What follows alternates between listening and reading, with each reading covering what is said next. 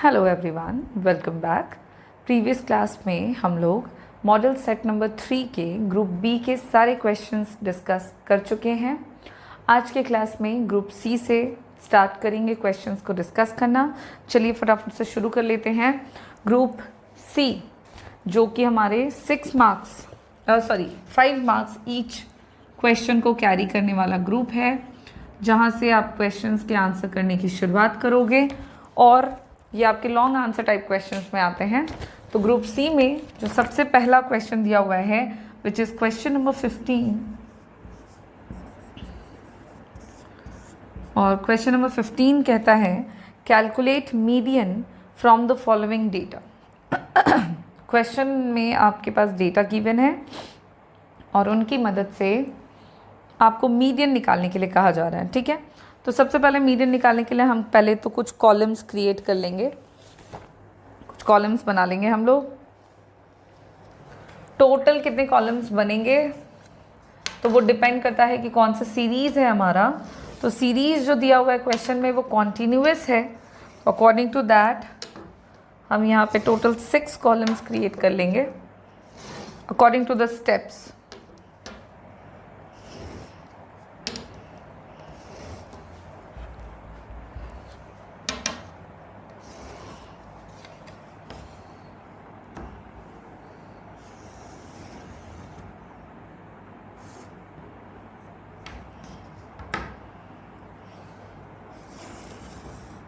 ठीक है, अब सबसे पहला स्टेप हम लोगों को लेना है वो ये कि जो दिया हुआ है क्लास इंटरवल उसको हम उतार लें। सबसे पहले तो सिंपल काम, क्लास इंटरवल उतार लो।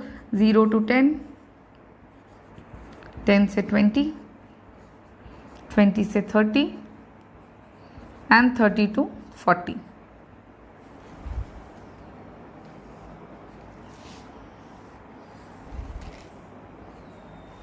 ठीक है,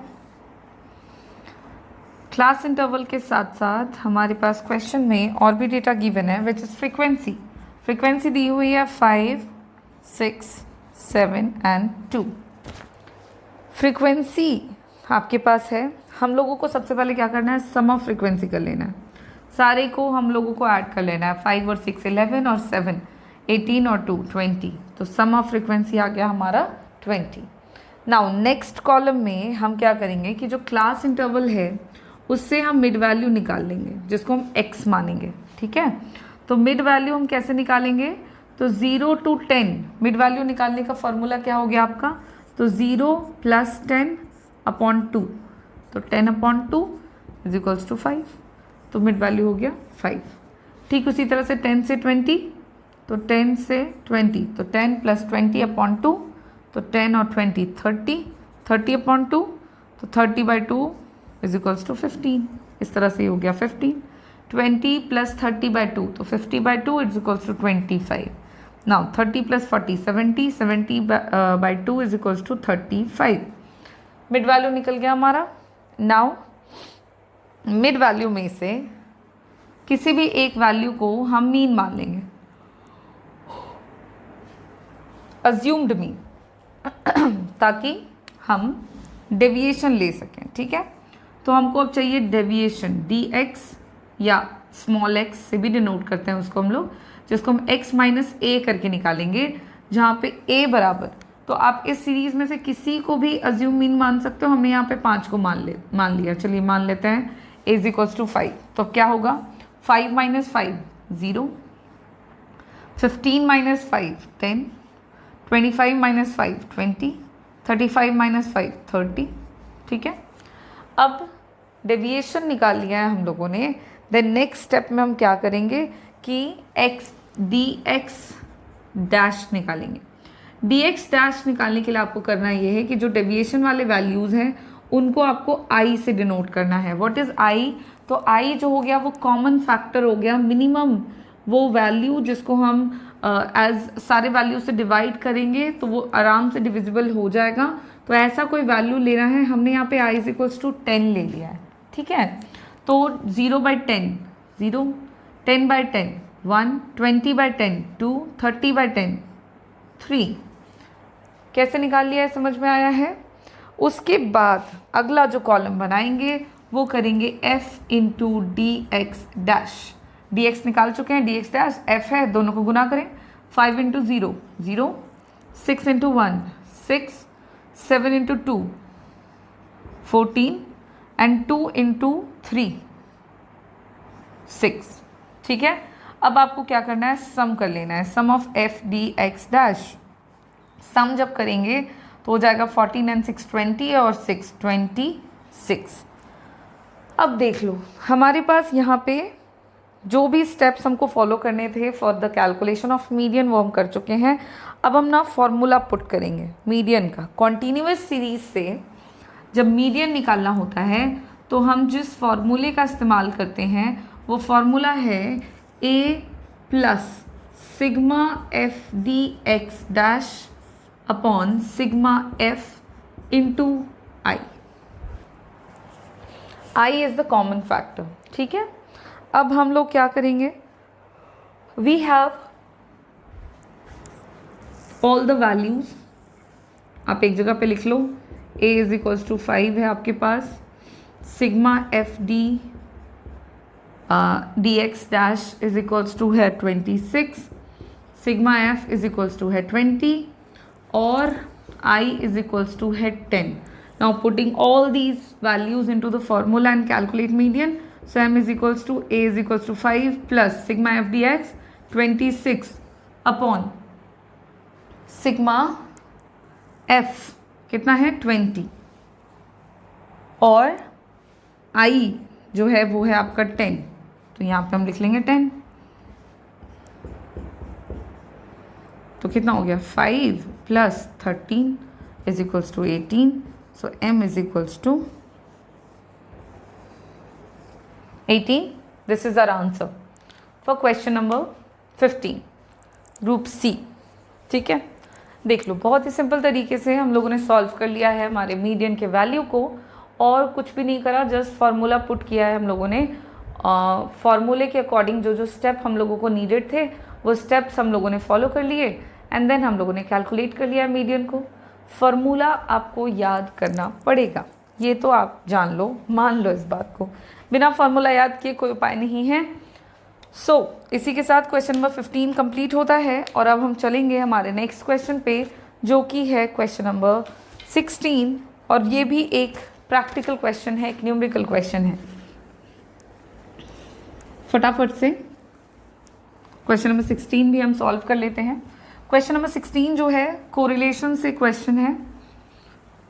कोरिलेशन का फॉर्मूला भी आपको जानना होगा। देखो बिना फॉर्मूला जाने स्टैटिस्टिक्स के क्वेश्चन ज़रा सॉल्व करने मुश्किल हो जाएंगे, बट एक बार अगर आप फॉर्मूला याद कर लेते हैं तो इससे ज़्यादा आसान और कुछ भी नहीं होगा।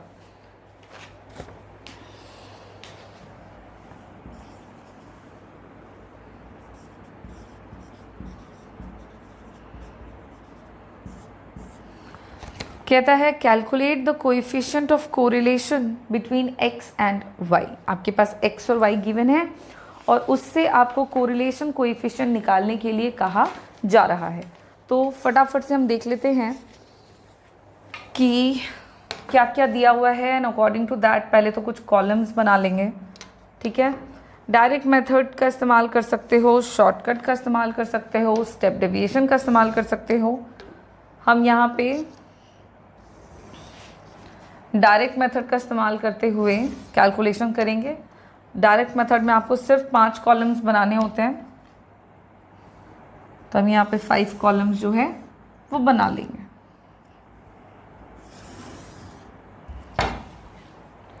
जो वैल्यूज दिया हुआ है हम उसको पहले तो उतार लेते हैं। सबसे पहले तो x दिया हुआ है हमारे पास जिसका वैल्यू है 85, 60, 55, 65 और 75।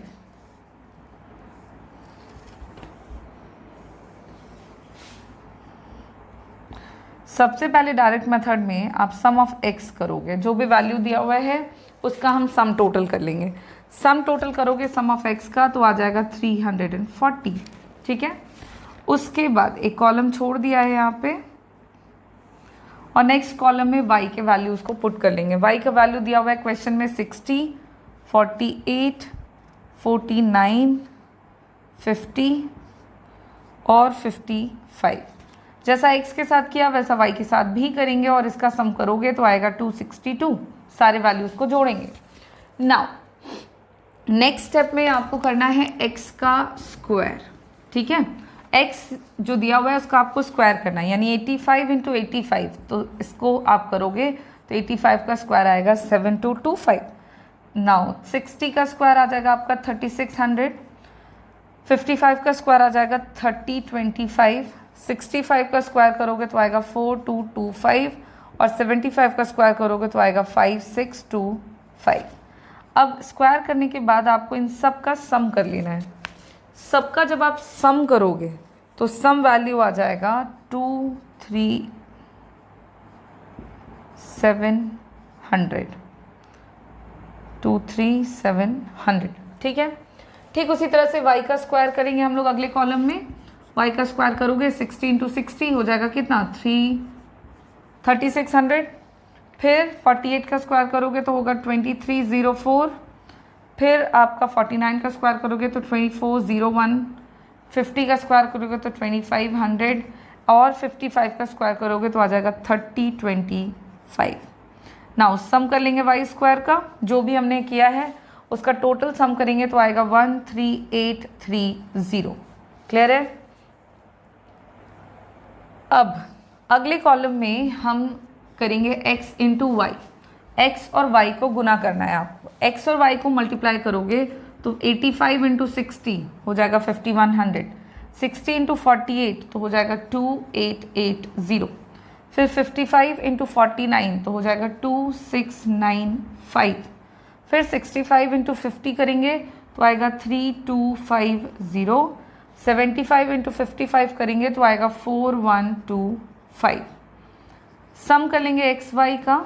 सम जब इन सब का करेंगे तो आ जाएगा 18050।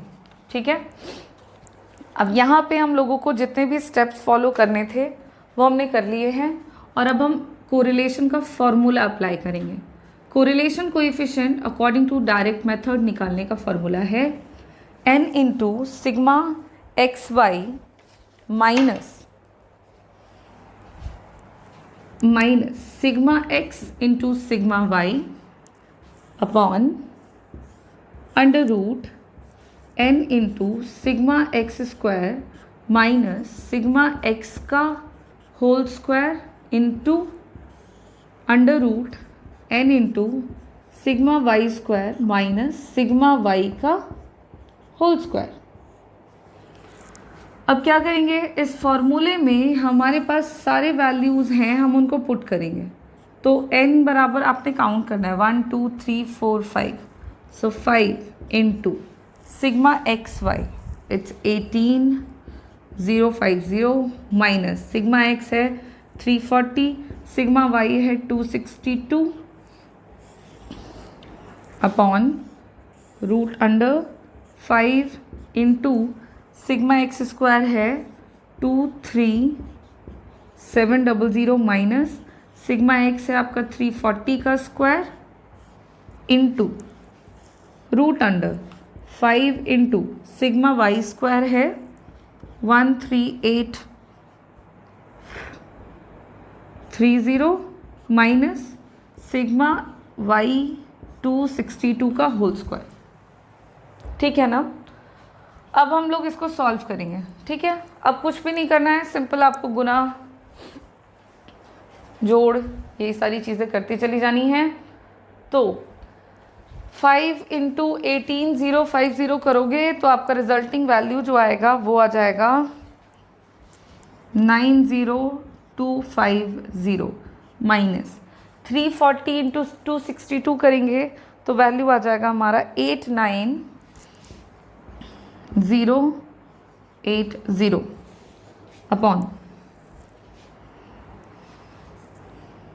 अपॉन अंडर रूट 5 को मल्टीप्लाई करो 23700 से तो आएगा 11850 माइनस 340 का स्क्वायर करेंगे तो आएगा 11560 इंटू फिर रूट के अंदर 5 को इंटू करो 13830 से तो आएगा 69150 माइनस 262 का स्क्वायर करने पर रिजल्टिंग वैल्यू आता है 68644।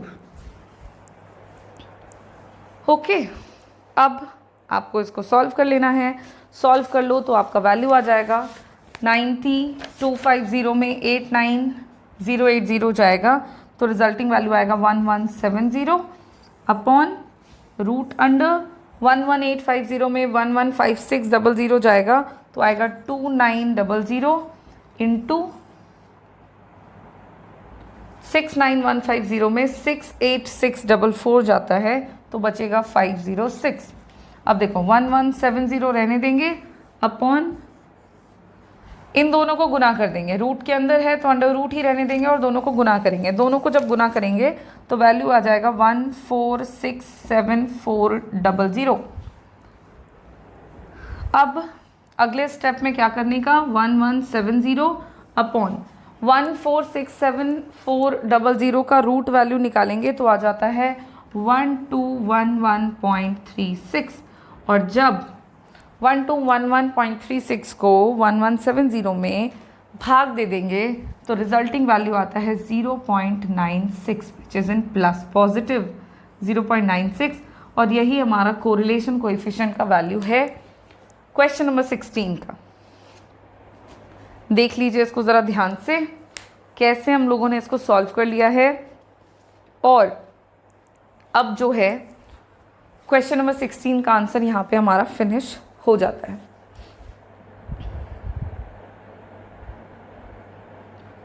बस स्टेप सिंपली आप फॉलो करते जाएं। नो मैटर्स डिजिट आपके कितने बड़े हैं या कितने छोटे हैं, इससे फ़र्क नहीं पड़ता है। अगर आपने स्टेप्स सही फॉलो कर रखे हैं तो आपका आंसर जो है वो बिल्कुल सही निकल कर आ जाता है। और वही काम हम लोगों ने यहाँ पे भी किया हुआ है कि हम लोगों ने बिल्कुल स्टेप्स फॉलो किए हुए हैं और स्टेप्स फॉलो करते ही हमारा जो आंसर है वो बिल्कुल क्लियर है। अब यहाँ पे आप देख लो कि क्वेश्चन नंबर 16 कंप्लीट है। अब पहुँचेंगे हमारे नेक्स्ट क्वेश्चन पे विच इज़ क्वेश्चन नंबर 17।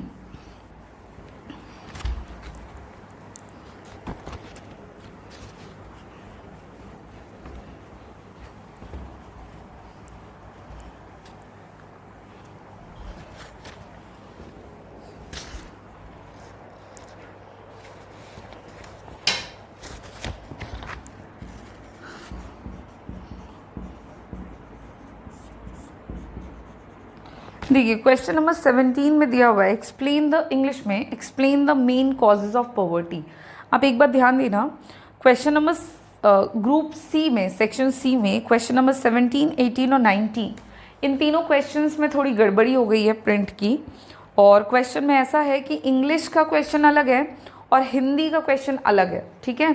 तो इंग्लिश के जितने भी 3 क्वेश्चन हैं वो हम लोगों ने ऑलरेडी सेट 1 के ग्रुप सी में देख रखे हैं, तो उसका आंसर बिल्कुल वही सेम होगा। जैसे कि explain the main causes of poverty, तो गरीबी के बहुत सारे कारण हम लोगों ने ग्रुप सी सेट 1 के क्वेश्चंस में डिस्कस ऑलरेडी किया हुआ है, ठीक है। पॉपुलेशन का इंक्रीज, बेरोजगारी, unequal distribution of income and wealth, there are so many causes of poverty जो हम लोगों ने ऑलरेडी डिस्कस कर रखे हैं। नेक्स्ट 18 नंबर का इंग्लिश वाला देखना, तो what is organic farming and how does it promote sustainable development. Already ये क्वेश्चन भी हम लोगों ने डिस्कस किया हुआ है, इसका आंसर भी प्रॉपर आपको मिल जाएगा, तो आप वो देख लेना। And explain the functions of an environment, ये भी हम डिस्कस कर चुके हैं। तो इंग्लिश वाले जो क्वेश्चंस हैं वो बिल्कुल रिपीटेड हैं, तो उसके आंसर्स ऑलरेडी हमने डिस्कस करे हुए हैं। हिंदी के क्वेश्चंस थोड़े अलग हैं, तो मैं वो तुमको यहाँ पे बतला देती हूँ। पहला 17 नंबर का क्वेश्चन बोलता है कि निर्धनता निवारण सरकार की समृद्धि आधारित रणनीति की व्याख्या कीजिए। कहता है कि गरीबी को दूर करने के लिए गवर्नमेंट के द्वारा जो ग्रोथ ओरिएंटेड स्ट्रैटेजीज अडॉप्ट करी गई है वो क्या क्या है उसको एक्सप्लेन करें। हिंदी में जो क्वेश्चन है क्वेश्चन नंबर 17 का, वो मैं आपको यहाँ पे आंसर बतला रही हूँ। तो growth oriented approach for poverty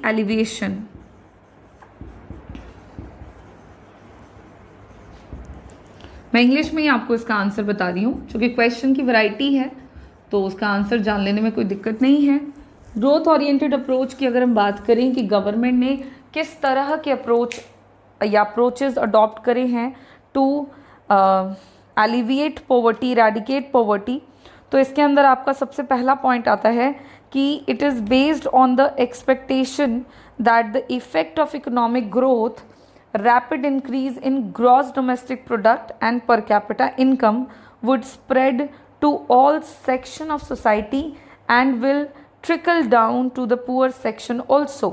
This was the major focus of planning in 1950s and early 1960s. देखो, सबसे पहला अप्रोच है कि 1950s से अर्ली 1960s के बीच में जितनी भी स्ट्रैटेजीज इंडियन गवर्नमेंट के द्वारा अडॉप्ट करी गई, उन तमाम स्ट्रैटेजी का फोकस रहा है देश के जीडीपी ग्रोथ रेट को बढ़ावा देना, इंक्रीज करना।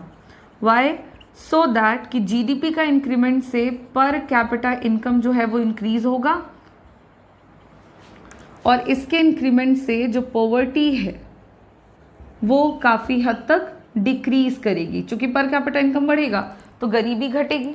तो ये इस लॉजिक के साथ इंडिया में ग्रोथ ओरिएंटेड अप्रोच के तहत गरीबी को दूर करने के लिए रैपिड तरीके से जीडीपी के इंक्रीमेंट को फोकस किया गया है, as well as per capita income को भी इंक्रीज करने की कोशिश करी गई, पहला।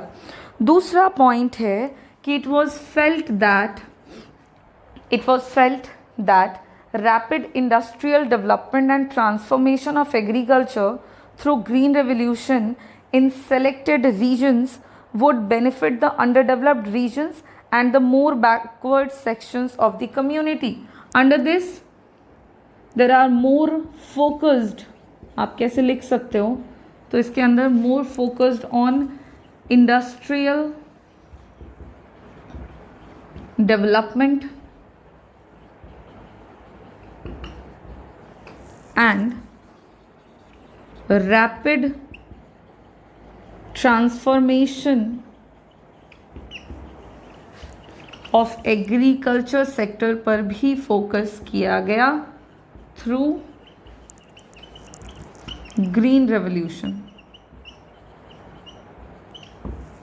ये भी एक तरीका है जो सरकार ने अडॉप्ट किया गरीबी को दूर करने के लिए, जिसमें उन्होंने इंडस्ट्रियल डेवलपमेंट पे बहुत फोकस किया और एग्रीकल्चरल ट्रांसफॉर्मेशन पर भी फोकस किया गया, सो दैट कि जो रूरल एरियाज़ हैं और जो ओवरऑल कंट्री है उनके हालात सुधर सकें और गरीबी का स्तर जो है वो वहाँ पे कम हो सके। उसके अलावा overall growth of agriculture industry को और भी बढ़ाने की कोशिश नहीं करी गई, सो दैट कि जो गैप है रिच और पुअर का उस पे फोकस किया गया।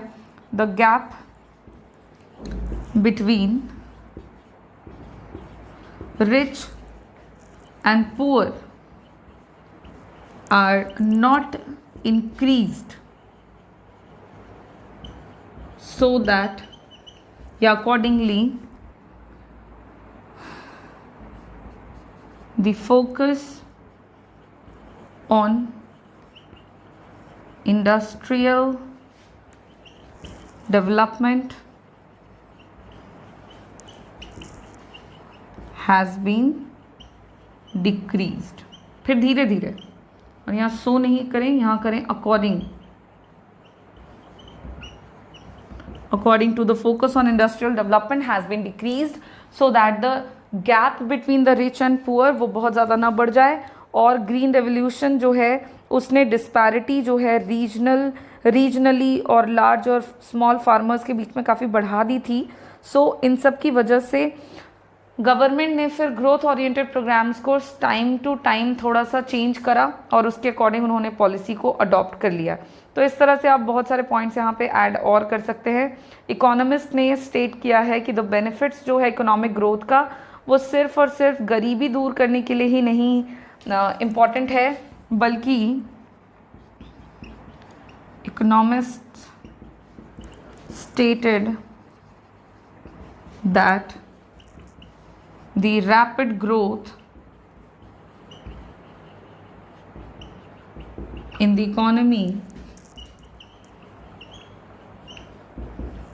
is not only important for reduction in poverty but also important for reducing inequalities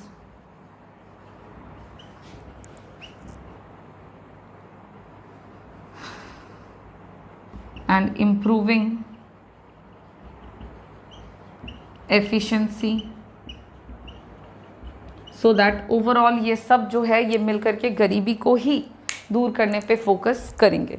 तो गवर्नमेंट ऑफ इंडिया ने ग्रोथ ओरिएंटेड अप्रोच के तहत बहुत सारे ऐसे स्टेप्स लिए हैं जिसके तहत पॉवर्टी को दूर करने की कोशिश करी गई है और काफ़ी हद तक फ़ायदा भी हुआ है कहा जा सकता है। और इस तरह से आप क्वेश्चन नंबर 17 का आंसर कर सकते हो। जो हिंदी में क्वेश्चन है उसका इंग्लिश वाला क्वेश्चन का आंसर अलग है, क्वेश्चंस अलग है, मैं बार बार बता रही हूँ आपको, ठीक है। ठीक उसी तरह से क्वेश्चन नंबर 18 पे पहुँचते हैं अगर, तो क्वेश्चन नंबर 18 का हिंदी का क्वेश्चन अलग है, इंग्लिश का अलग है। इंग्लिश वाला ऑलरेडी हम डिस्कस कर चुके हैं, तो मैं हिंदी वाले क्वेश्चन का आंसर यहाँ पे आपको समझा देती हूँ। एंड क्वेश्चन नंबर 18 सेज कृषि विपणन से आप क्या समझते हैं?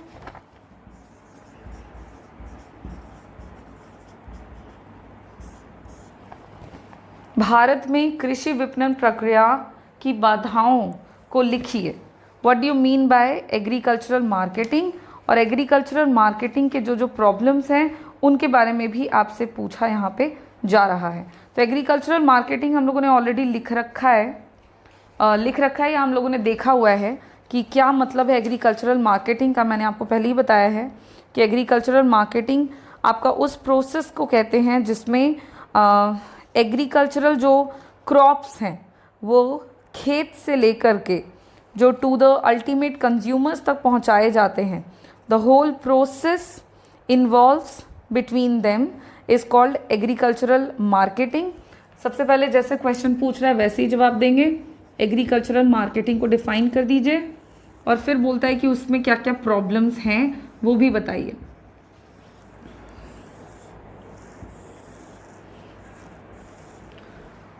तो एग्रीकल्चरल मार्केटिंग में आप लिख सकते हैं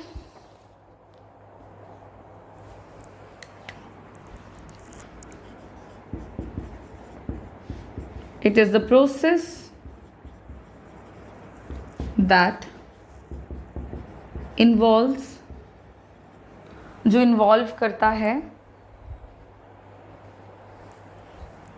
involves the assembling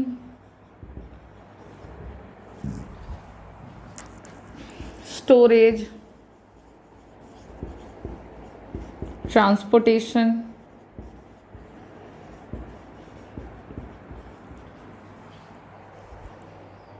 processing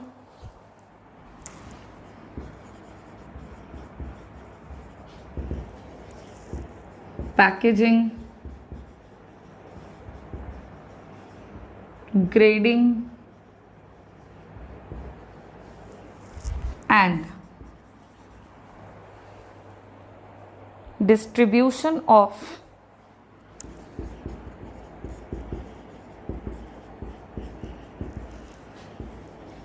different agricultural commodities to the या across the country। पूरी कंट्री में जो एग्रीकल्चरल प्रोडक्ट्स को डिस्ट्रीब्यूट किया जाता है और डिस्ट्रीब्यूशन से पहले उसको बहुत सारे प्रोसेस से गुजारा जाता है जिसमें असेंबलिंग आ जाएगा आपका, जिसमें स्टोरेज आ जाता है, जिसमें पैकेजिंग आता है, प्रोसेसिंग आता है, ग्रेडिंग आता है, ट्रांसपोर्टेशन आता है। ये तमाम एक्टिविटीज़ को एक साथ हम एग्रीकल्चरल मार्केटिंग के नाम से जान सकते हैं। अब मूव करते हैं क्वेश्चन के सेकंड पार्ट पे, और सेकंड पार्ट बोलता है कि what are the problems in agricultural marketing. Agricultural marketing जो है उसमें क्या क्या समस्याएं हैं इंडिया में, यही पूछ रहा है क्वेश्चंस।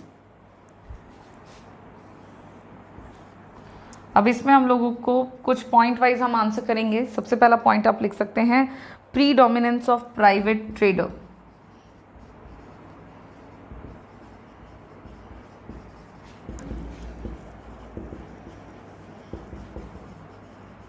जितने भी प्राइवेट ट्रेडर्स हैं वो काफ़ी डोमिनेट करते हैं एग्रीकल्चरल फार्मर्स को, जिसकी वजह से एग्रीकल्चरल मार्केटिंग में काफ़ी समस्याएं होती हैं। उसके अलावा आप यहाँ पे और भी पॉइंट्स लिख सकते हैं, जैसे कि डिस्ट्रेस सेल। डिस्ट्रेस सेल का मतलब हो गया कि मोस्ट ऑफ इंडियन फार्मर्स जो होते हैं वो कर्ज में डूबे होते हैं, जिसकी वजह से उनको अपने प्रोडक्ट को बहुत ही कम कीमत पे बेचना पड़ता है, और इसी को कहते हैं डिस्ट्रेस सेल। जितनी कीमत है उससे भी कम में बेच दिया जाता है, मनी लेंडर्स उसको ले लेते हैं, ब्रोकर्स ले लेते हैं, और इस सिचुएशन में फार्मर्स एक्सप्लॉइट हो जाते हैं। So this is also a problem. Next is lack of transportation facilities. काफ़ी ज़्यादा समस्याएं हैं देश में, ट्रांसपोर्ट फैसिलिटीज़ की काफ़ी कमी है, जिसकी वजह से फार्मर्स अपने प्रोडक्ट को बिल्कुल बेहतर कीमत की वजह से दूर दराज इलाकों में नहीं बेच पाते, और उनको अपने आसपास के इलाके में बहुत कम कीमत पे अपने प्रोडक्ट को सोल्ड करना पड़ता है। Next is lack of regular market. Regular market की भी काफ़ी कमी है, जहाँ पे फार्मर्स जो हैं वो प्रॉपर अपने प्रोडक्ट्स को बेच नहीं पाते हैं, एंड अकॉर्डिंगली उनके प्रोडक्ट की अच्छी कीमत उनको नहीं मिलती है। और भी प्रॉब्लम्स हैं, जैसे कि lack of infrastructural facilities. Infrastructural facilities की भी भारी मात्रा में कमी है, specially in the agricultural marketing, so that farmers को और भी कई तरह की समस्याओं से जूझना पड़ता है। And the next is long chain of intermediaries. This is also one of the important problem.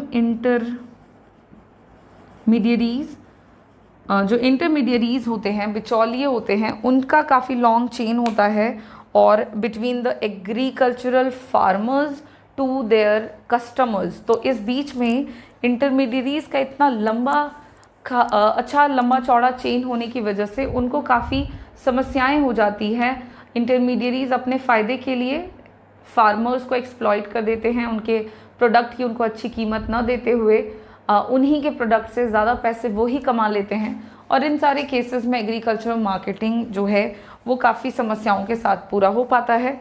तो ये भी एक समस्या है कि इंडिया में क्यों एग्रीकल्चरल मार्केटिंग जो है वो अभी तक इतना एडवांस्ड या डेवलप नहीं हुआ है, जबकि काफ़ी सारे process, policies and so much steps government ने अडॉप्ट किए हैं। This is your complete answer for question number 18. Now move on to the next question, which is question number 19. This is the last question of this set, और English में तो functions of an environment है जिसका answer कर चुके हैं, but Hindi में question अलग है, तो उसका आंसर मैं आपको बतलाती हूँ। क्वेश्चन नंबर 19 में पूछता है, भारत में भूक्षय के लिए उत्तरदायी कारकों की व्याख्या कीजिए। भूक्षय का मतलब हो गया लैंड डिग्रेडेशन, और इंडिया में लैंड डिग्रेडेशन की जो समस्या है उसके क्या क्या कारण हैं उसके बारे में आपसे पूछ रहा है। तो लैंड डिग्रेडेशन पहले तो आप एक्सप्लेन कर दो कि क्या है। देखो, आंसर देने का एक तरीका है कि 2 लाइन में आप लैंड डिग्रेडेशन बता दो। जो कि हम जानते हैं जो इंडिया में लैंड है वो सफ़र कर रहे हैं from varying degrees and types of degradation, जिसका मतलब हो गया कि it refers to decline in fertility of land and quality of the soil. What is land degradation? So it refers to decline in fertility and quality of soil. मिट्टी की गुणवत्ता और उसकी उर्वरक क्षमता जो उपजाऊ क्षमता जो है अगर वो कम हो रही है तो इसी को हम लैंड डिग्रेडेशन कहते हैं। अगर हम बात कर रहे हैं कि ऐसा होने के क्या क्या कॉजेज हैं तो बहुत सारे कारण हैं, पॉइंट वाइज हम इसको लिख सकते हैं।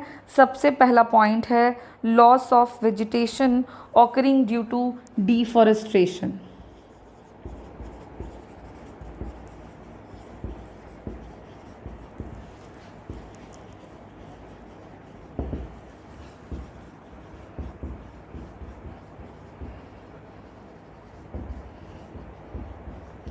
देखो डिफॉरेस्टेशन, पेड़ों की कटाई के कारण क्या हो रहा है कि मिट्टी जो है उसका बहाव बढ़ता है, जिसकी वजह से कई सारे ऐसे वेजिटेबल्स हैं या बहुत सारी ऐसी चीज़ें हैं जो कि धीरे धीरे कम होती जा रही हैं, घटती जा रही हैं।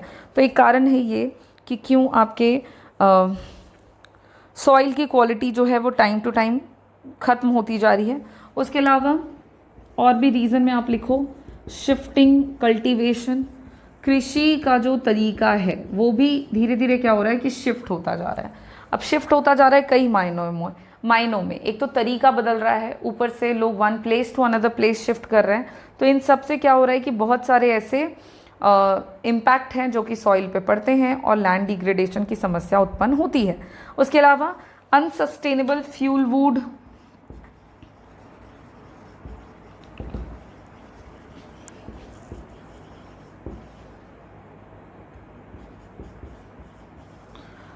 जो अनसस्टेनेबल फ्यूल वुड है और जो फोल्डर एक्सट्रैक्शन है ये भी एक कारण है इंडिया में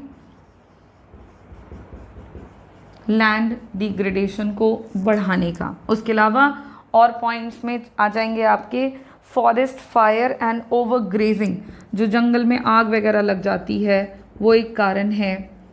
forest fire and over grazing जो हो रहा है, बहुत ज़्यादा जो मवेशी हैं वो बहुत ज़्यादा मात्रा में फसलों को जो चर जाते हैं, उनको खा जाते हैं, तो वो भी एक समस्या को बढ़ा रहा है। उसके अलावा इंक्रोचमेंट इनटू फॉरेस्ट लैंड, जो इंक्रोचमेंट है, इंक्रोचमेंट का मतलब हो गया कि गैर कानूनी तरीके से खेतों या वन की जो ज़मीनें हैं, फॉरेस्ट लैंड जो है उस पर कब्ज़ा कर लिया जाता है। तो ये सब भी कहीं ना कहीं लैंड डिग्रेडेशन को बढ़ा रहा है। लोग धांधली करते हैं और फॉरेस्ट लैंड को इंक्रोच कर लेते हैं, उस पर कब्ज़ा जमा लेते हैं और उससे इन्वायरमेंट पर भी इसका बुरा असर पड़ता है। देन इम्प्रॉपर क्रॉप रोटेशन भी एक समस्या है। फसलों का जो रोटेशन है वो भी इम्प्रॉपर है। जिस टाइम पे जिस फसल को उगना चाहिए या उगाना चाहिए वो नहीं हो रहा है, कुछ और ही चल रहा है। तो इन सब से भी क्या होता है कि आपका जो लैंड डिग्रेडेशन है वो बढ़ता है। उसके अलावा non adoption of adequate soil conservation method, non adoption of soil conservation measure. देखिए, मिट्टी की गुणवत्ता को बचा कर रखने के कई सारे उपाय हैं, बट अगर उसका अडॉप्शन नहीं हो रहा है, नहीं किया जाता है, तो उससे लैंड डिग्रेडेशन बढ़ता है और यही हो रहा है। उसके अलावा ओपन अक्रॉस रिसोर्सेज जो हैं वो काफ़ी अवेलेबल हो चुके हैं और लोग जो हैं उसका इस्तेमाल बहुत भारी मात्रा में करने लग गए हैं। तो ये सब भी कारण है। ओपन एक्सेस रिसोर्सेज की तरफ तक जो पहुंच है वो भी काफ़ी ओपन हो चुका है। Then these are the causes. उसके अलावा इसमें और एक समस्या लिख देना, पॉवर्टी भी कारण है। गरीबी के कारण भी क्या होता है कि इन्वायरमेंट को नुकसान पहुंचता है। एग्रीकल्चर जो है उस पर लोगों की डिपेंडेंसी ज़्यादा होती है। पॉवर्टी जितनी ज़्यादा है, डिपेंडेंसी उतनी ज़्यादा है, जिसकी वजह से लैंड की क्वालिटी उतनी ही ज़्यादा कम होती है। तो बहुत सारे कारण हैं, हम इतने कुछ कॉजेज़ लिखेंगे और लैंड डिग्रेडेशन की समस्याओं को हम इन्हीं कॉजेज़ के साथ यहाँ पे डिस्कस करके ख़त्म कर सकते हैं। आप चाहें तो एक एक लाइन में इन सबको एक्सप्लेन भी कर सकते हैं, कोई दिक्कत वाली बात नहीं है। क्वेश्चन नंबर 19 का आंसर यहाँ पे कंप्लीट होता है और इसी के साथ हमारा जो ग्रुप सी है उसके सारे क्वेश्चंस हम लोगों ने डिस्कस कर लिए हैं। और आप सबको करना ये है कि एग्जामिनेशन की तैयारी बड़े ध्यान से करनी है, बस आपको स्मार्ट वर्क करना है कि कैसे हम क्वेश्चन के आंसर को कर सकते हैं, लिमिटेड वर्ड्स में आंसर करें और अपने क्वेश्चन के आंसर की क्वालिटी और उसके प्रेजेंटेशन दोनों पर ध्यान रखते हुए ज़्यादा से ज़्यादा मार्क्स जो है वो स्कोर करें। चलो, अब आपका आज के क्लास से सेट 3 जो था वो भी कंप्लीट हो गया है। मैंने आपको तीनों ही सेट के ईच एंड एवरी क्वेश्चंस का डिटेल में आंसर करा दिया है, तैयारी करने में आपको आसानी हो इसलिए। अब बाकी जो है वो आप तैयारी इस हिसाब से देख लो कि कैसा क्वेश्चन होगा, कैसे आंसर करेंगे। नोट्स वगैरह है आपके पास, उन सब से आप अपने अकॉर्डिंग टू सिलेबस सारी तैयारी जो है वो कर लेंगे। Thank you.